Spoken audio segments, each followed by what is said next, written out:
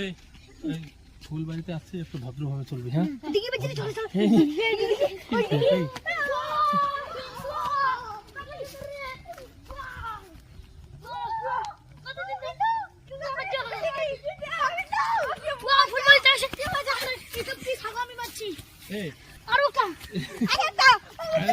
তোরা কি করিস রে?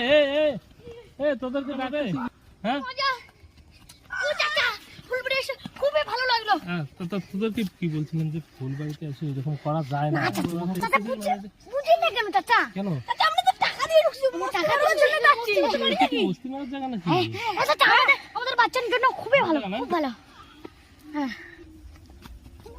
আরে ওই এদিকে আয় না রে, উপরে আয় না রে, উপরে আয় এদিকে আয়।